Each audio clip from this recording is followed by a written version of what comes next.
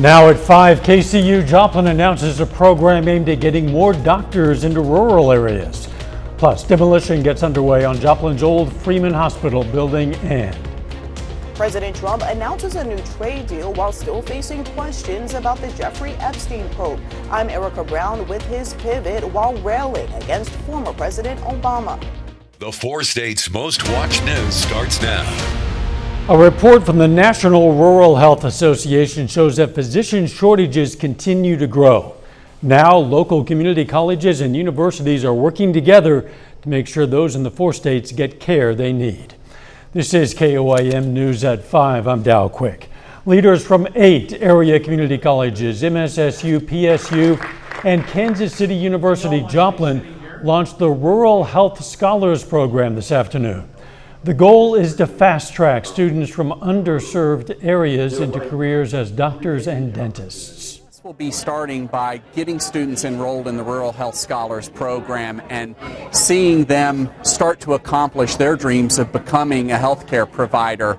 That's going to be the first level of success, and then someday they're going to be practitioners taking care of 4 state citizens, and that's going to be the next level of success.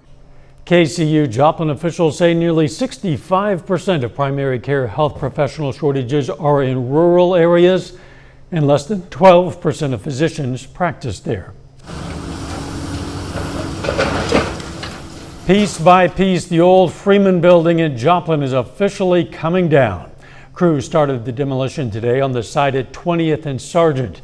The century-old structure, which has been vacant for several years, is being cleared to make way for future redevelopment. City of Joplin is helping with the removal of asbestos and demolition of the building using American Rescue Plan Act funding.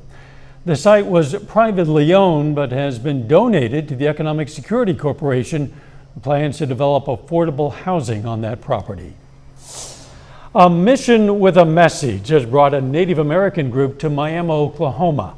Moccasins Across America is a prayer and healing walk that started in California in May. Participants are walking to Washington, D.C. and will arrive there in October. A gathering is taking place in Miami as the group is heading to the next state. All tribes and all people are welcome to join them on the walk. And what we like to see, the result of our compassionate support, is to see that they had an encounter with the presence of God, and we hope that they walk away, trusting again in God. We're going to hear from the co-founder about specifically what inspired the walk across America tonight at 6. It's hot out there, too hot. Let's check in with Chief Meteorologist Doug Heddy. Yeah, it definitely feels like summertime across the region. In fact, our temperatures have been a smidge above where they should be for this time of the year. And of course, the humidity has been high, which means for you, it feels hot and humid. We're going to see this all week long. We're talking about temperatures staying mainly into the middle 90s. Also, the humidity, this means a heat index of 100 to about 105 all week long, and not much in the way of rain chances as we go through the next several days. In fact, you can see nothing going on across the region. Through the evening, 90s, 80s, mid 70s, muggy, soupy night. It's 95 in Joplin. It's 93 in Pittsburgh. Look at these temperatures. Our average high is about 91, 92 degrees for this time of the year. We're going to look at the rest of the week here in a bit. Catch you soon. Rock legend Ozzy Osbourne has died at the age of 76. This comes just days after the Black Sabbath frontman took the stage in his UK hometown to perform his final concert. The so-called Prince of Darkness had been in poor health for the last several years, including suffering from Parkinson's disease. The 3-time Grammy Award winner sold more than 100 million records. President Trump announces a trade deal with the Philippines while his administration continues to be dogged by questions about its handling of the Jeffrey Epstein files. Erica Brown has the latest from the White House, where the president took questions in the Oval Office today and ratcheted up his rhetoric against former President Barack Obama. We're very close to finishing a trade deal. Shortly after hosting the president of the Philippines in the Oval Office Tuesday, President Trump announced on social media a new trade deal, including a 19% tariff on goods from that country. Whether it's right or wrong, it's time to go after people. But Trump didn't talk trade for long, pivoting to attack former President Barack Obama, blaming him directly for what he has called for years the Russia hoax. He's guilty. This was treason. This was every word you can think of. They tried to steal the election. During Trump's first term, a special counsel investigated potential government wrongdoing, finding no evidence intelligence had been falsified in a systematic way, influenced by political concerns or directed by the former president. President Trump brought up former President Obama moments after being asked a question related to the controversy surrounding the investigation into convicted sex offender Jeffrey Epstein. Sounds appropriate to do, yeah. The president said it was appropriate that his Deputy Attorney General Todd Blanche reached out to the lawyer for Epstein associate and convicted sex trafficker Ghislaine Maxwell and plans to speak to her in the coming days. We want maximum transparency. We also understand the other part of that duty is that we have to protect innocent victims. On Capitol Hill, House Speaker Mike Johnson said the House won't vote on a resolution calling on the Trump administration to release more of the Epstein files before the August recess. Erica Brown, CBS News, the White House. A spokesperson for former President Obama called today's allegations from President Trump, quote, bizarre and ridiculous. In a statement, the spokesperson pointed out that a 2020 bipartisan Senate report led by Marco Rubio affirmed that Russia worked to influence the 2016 presidential election, but did not successfully manipulate any votes. Still ahead, a different sort of summer getaway. Want to take a cool-cation this summer? I'm Wendy Gillette on the island of Nantucket off the coast of Cape Cod, Massachusetts, with more on travelers looking to escape the extreme heat and chill out in milder weather. But first, a respiratory virus that's a particular concern for kids and pregnant women. That's next in Health Watch. Topping today's Health Watch, a little-known respiratory virus is spreading, mainly among children, and can be dangerous for pregnant women. That's according to the Centers for Disease Control and Prevention. Parvovirus, also known as fifth disease, doesn't always have obvious symptoms. So the CDC says pregnant women might want to consider wearing masks in crowded areas. Stephanie Stahl has more. She is perfect. Jackie Blaylock was worried about her newborn baby Charlotte, who was delivered 2 weeks early because of a parvovirus infection. Once she was out of the womb, then there was no threat. Jackie, who's a special ed teacher in South Jersey, says the respiratory infection spread through her school and that 7 students had confirmed cases in her class. Sitting at the same table with them is probably how I got it. Luckily, my school nurse knew a lot about it. No one had any idea what it was. The CDC says parvovirus B19 symptoms are mild or non-existent. The most common sign of infection is a facial rash. The nickname is slap cheek disease. It did look like I was slapped across both cheeks. And you had no other symptoms? No. A blood test confirmed her case, and while it's usually not dangerous, parvovirus can be for pregnant women. I was panicking for, my unborn daughter. There is a risk that the virus can pass across the placenta and infect the baby. Dr. Janani Jayakamaran with Virtua Health says parvovirus B19 can cause serious complications, even death for an unborn baby. The CDC says there's been a continued increase in cases among teenagers and young adults, with the noted risk to pregnant women. They recommend that patients consider masking, as well as do standard hygiene things such as washing your hands. I wish I had known ahead of time. I would have wore a mask. Parvovirus is more commonly associated with an infection that affects dogs, but it can't be spread between people and animals. Did you know it could happen to people? Not at all. Doctors say Charlotte, who's a month old now, is fine. Stephanie Stahl, CBS News. Once the rash appears, a person is no longer contagious, and once you have fifth disease, you will have immunity and will not get it again. People who lose weight using weight loss drugs tend to regain at least some of that weight after they stop taking them. A study published in Biomed Central found the amount of weight regained varies based on the specific drug used, and in some cases, patients regain nearly half the weight they lost. The research showed people typically started regaining weight 2 months after stopping weight loss medications. More evidence that any exercise is better than no exercise. A study published in Annals of Internal Medicine looked at people with diabetes and found weekend warriors, or people who only exercise on weekends, had around a 20% lower risk of death than people who are inactive. Even diabetes patients who exercised less than the recommended 150 minutes a week reduced their risk of death.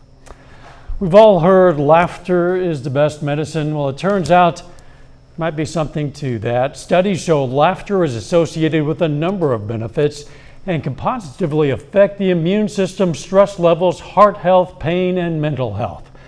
Experts with UCLA Health and the Mayo Clinic have a simple suggestion to take advantage of this. Be an easy laugh. Find the humor in the people and places around you and look up funny videos on the internet. Makes you feel better. I've done a deep dive on the science of it, and I mean, it can help your immune system, your cardiovascular system. It lowers stress hormones, and interestingly enough, it can actually decrease pain. And it looks like it increases endorphins in the brain when you have a big belly laugh. CBS News Chief Medical Correspondent Dr. John LaPook says, bottom line, laughter just makes you feel better. And that is a look at today's health news. A little bit later, how the Congressional Budget Office says the big, beautiful bill will impact the national deficit. And when in the world are we going to get a break from the heat? We're going to look at that coming up.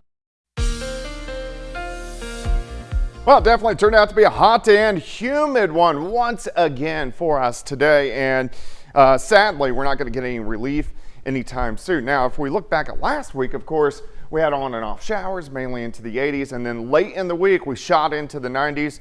Here we are, so we've been here for several days. Big dome of high pressure, so it keeps all the rain kind of rotating just to our north. It would be nice to get a little bit in here. We dry out very quickly when it's this hot across the region. Let me take you through the next couple days. We're going to start, here's tomorrow morning. Temps mainly mid-70s, kind of a soupy, nasty start, very muggy across the region. A couple mid and upper level clouds. Here's the noon hour. Already notice we're near 90 by the noon hour. Once we get into the afternoon, carbon copy, 95, 96 degrees. Can't see a couple random little showers out toward Wichita. Most likely not going to get into any of our counties. Heading into Thursday morning, now if you live in Yates Center, Iola, Chanute, Fredonia, you may get a random thunderstorm tomorrow night. Most of us are going to stay dry. Here we go again. We heat up into the mid-90s. So here's Thursday afternoon. Notice a few random thunderstorms once again. One or two of these guys may try to get in north of I-44 as we go into Thursday night and Friday, but most of the action is going to stay up toward Topeka, Lawrence, and also Kansas City, but at least something to watch as we go through the next couple days. All right, 75 to start on your Wednesday, 90 by noon. High temp, hot again, 95 degrees. Looks good right now. It's just super hot. Clear skies, great shot. Indigo Sky Casino and Resort, Indigo, just outside of Seneca, Missouri. But look at our dew points. So this is measuring our moisture in the atmosphere at the surface in a degree fashion. And when you get into the 70s, mid 70s in the summer, you're at the top of the scale. So you're in that soupy range, and we'll see that sticking around again over the next couple days. Heat index right now, 102 in Lamar, 106 Commerce, 101 in Neodesha, and it looks like our heat indices again on Wednesday are going to be up there into the lower triple digits. We'll see this again on Thursday. It may come down a smidge to right around 100 degrees once we go into Thursday afternoon, but pretty much what we have had is what you're going to get. Light little breeze will stick around, gusts near 20 once again on Wednesday. Let me take you into Thursday. Light southerly wind, gusts kind of 15-ish, but at least makes it feel a little bit better. Look at the circulation. There's our area of high pressure. Look how it keeps everything to the north, and we're going to watch this high pressure. It kind of sits on us, tries to break down a little bit Friday into Saturday, may bring us a few showers, and then it kind of dominates our weather again as we go into early next week. Now there is a change. Late next week, it kind of shoves its way back toward the west, so we start to get some waves rotating around. That will throw us back into the more of the pattern we had in June, where it's not super hot, and we do get some rain chances. 95 on your Wednesday, 96 Thursday, 97 on Friday. Still, we have not hit 100, which I'm perfectly okay with. It'd be nice if the humidity dropped down a little bit. Mid-90s for the weekend, but some rain chances late next week. And 2 digits is plenty for the temperature. Yeah, 3 digits barely fit on the map. One too many. Thanks, Doug. Coming up, finding an escape with a coolcation. Topping today's Consumer Watch, President Trump's One Big Beautiful Bill Act will add $3.4 trillion to federal deficits through 2034. That's according to the Congressional Budget Office. Slight increase of the office's prior projections after Republicans made changes to get the legislation passed. President Trump and Republicans have insisted economic growth will exceed CBO projections, erasing any deficits. Climate change is bringing higher heat to parts of the world, and that's made the increasing Fahrenheit a part of trip planning. In today's Travel Tuesday, reporter Wendy Gillette reports on travelers taking a coolcation this summer in search of lower temperatures. Heating up in a sauna may not seem enticing as temperatures sizzle this summer. But this is a floating version on a boat that takes visitors into the world's largest archipelago in Turku, Finland, where temperatures this time of the year average in the 70s. Oh my God! And taking a dip in water as cold as 60 degrees follows a typical Finnish sauna session. Long days with sunsets close to midnight and cooler temperatures brought Boston resident Sarah Landis Grinspoon to Turku this month. I don't love extreme heat, so this is great. Like, we're getting out of Boston, away from heat waves, and really enjoying ourselves. She stayed at Hotel Kakola, a Turku prison during the 1800s with cell rooms hearkening to its past, as well as a refurbished boat suite, sauna included. A traditional wood-burning sauna is a highlight at Villa Wolax in the archipelago, where rustic rooms and island sailing trips draw the heat-averse. It's about 15 degrees less heat over here than in the middle of Europe. Cooler temperatures may be one reason why summer is Finland's most popular season for American travelers, up 25% last year compared to pre-pandemic 2019, helping set an annual record. Finnair flies direct from 6 U.S. cities to Helsinki during the summer months. Americans can also find cooler islands closer to home. Here on Nantucket, off the coast of Cape Cod, Massachusetts, summer temperatures are usually about 10 degrees lower than Boston. The nautical-themed Nantucket Hotel, one of those we stayed at for a special raid, is blocks from the water. Nantucket is sometimes called the Gray Lady, and sometimes it's foggy and very atmospheric. But in the summer, generally, it is cool, ocean breezes, beautiful sunshine. 2 heated pools warm guests, while piles of lobsters and freshly shucked oysters satiate at a traditional clam bake. A taste of a more chill New England. Wendy Gillette, CBS News. Travel advisors say the Baltics and Nordic countries are seeing a sharp increase this summer and a decrease in bookings to Southern Europe. Final check of the forecast up next. Up next on the CBS Evening News, we told you the father of heavy metal, Ozzy Osbourne, has died at 76, just weeks after his farewell concert. Coming up, remembering the man they call the Prince of Darkness. Then on KOAM News at 6, we're going to hear from a co-founder of the Moccasins Across America Walk, now in Miami, about what inspired their mission. Plus, how a donation from Arvest Bank in Joplin could help area cancer patients during recovery. And the Griffins play in the semifinals tonight. We're going to have a preview of that game. Stay with us for the CBS Evening News and then KOAM News at 6.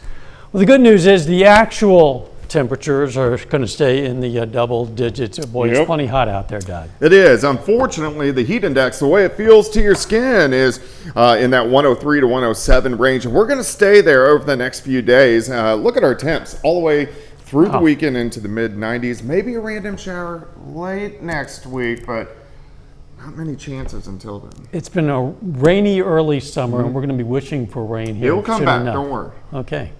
Thanks for joining us. The CBS Evening News is next. Of course, we're going to be right back here for KOAM News at 6. See you then. Let's make it a great evening.